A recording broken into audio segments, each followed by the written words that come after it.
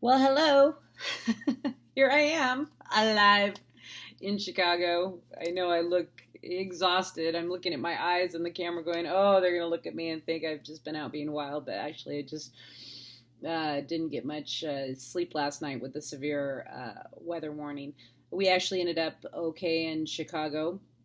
But I was with my best friend. She's a little bit of a scaredy cat. So we were outside right before the storm. We'd gone to Buddy Guy's place to listen to some blues music, and then I took her to Buckingham Fountain. She's never been to Chicago before, and we were watching the light show in the fountain, and all of a sudden, like the fountain's going up, and then all this lightning just starts striking. She's like, ah! I'm like, okay, calm down. So we hustled it back to the hotel, and then the Weather Channel was stating that we were going to have hail the size of baseballs and the tornado could touch down, and we weren't so worried about it in the city of Chicago, but definitely the outlying areas. And an interesting side note related to our class is that one of my former students is going to school out here in Illinois, and she was in an area where they were getting the lightning was insane. I can't even tell you. Our window here, I'm going to move it so you can see. We are looking out. I don't know if you can see. There's the. Hang on, moving it over. That building in the mist right there is the Sears Tower. Sears Tower, now called the Wills Tower. You can't see the points because of the weather. It's very muggy and feels like a sauna right now, but a beautiful view when you can see. But one of my students posted a video on Instagram of this really radical lightning where she was, and she was very scared. And, they were having a tornado watch, and she lived in Long Beach, California her whole life, and then here she was out west. And one of the cool things about social media, and we've talked about this before, there's pros and cons to it, but one of the cool things about social media is you can still take the temperature, basically, of students, from your past and your present, and help them through. And a lot of you in your research papers wrote about, general anxiety disorder, about social skills, all of these things.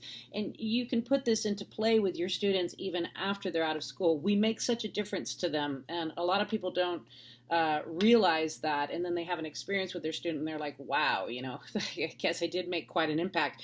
So she had put up this video and had written that she was, stressed. And I just wrote her a little note on her Instagram that just said, I'm close by. I'm just a drive away. I can come get you if I need to. And she was like, just knowing you're close is helping. So it's, one of those things when we talk about, violence at schools. And I forget who wrote about it in their papers that I just read, the research papers, but about just taking that time to communicate so that feelings don't explode or stay under the surface. And it doesn't mean that you have to get into these giant, heartfelt, intense conversations with your students. Just being able to make a contact every day, just noticing, saying to somebody, are you doing okay today? Is often enough to just calm things down and let the student feel like they're being heard. So anyways, I just wanted to write a brief midweek note and let you all know that I was okay and that the weather here is fine now. I was able to grade everything today. The internet was working again, which was great. I also want to say that, once again, how impressed I am with this class's discussion board.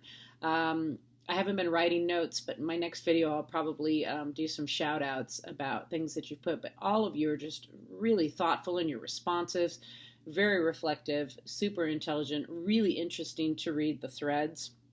So thank you for that. Your research papers were well done. One of the things that I wanted to tell you is a lot of you submitted your research papers as docs. And one of the things that we're finding with Blackboard, it's probably best if you submit your paper as a PDF because formatting, due to the technology, can get wonky when I open it up or when you send it. So it's a trip. It depends on like the server you're using. Like Firefox may do one thing, Safari may do another, Chrome may do another.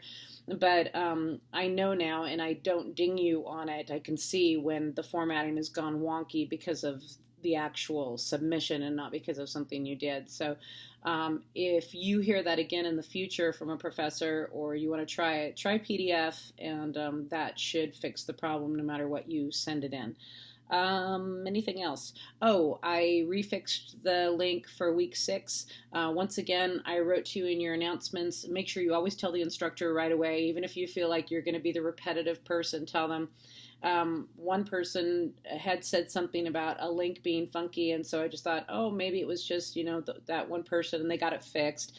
And then I heard from more people. So, as I stated in the announcements, what you can do is if it's an instructor's actual conversation like this one, the Concordia professors, we all have our own YouTube channels. So if you know how to find YouTube channels, that's great. You can find us that way. But the easiest way to do it is to go back to the last working instructor's video, click on it, and the instructor's name is always, next to the title of the video. It's in gray. So you'll see mine, Deidre Wood. And if you click on my name, it will take you immediately to my YouTube channel where that week 6 video was actually posted.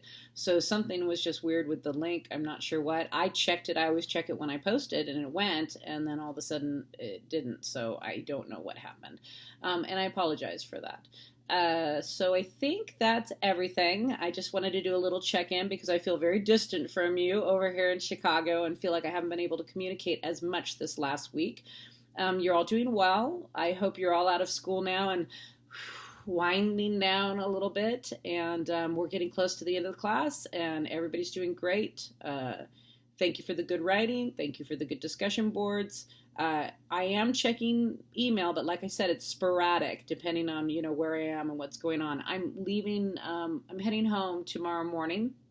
But remember, I am road tripping, so I'm not sure where I'm going to go along the way. I'm thinking right now Memphis, but not positive. I will be back in total communication by Monday afternoon. Okay, have a great rest of your week and a wonderful weekend. I'll talk to you later.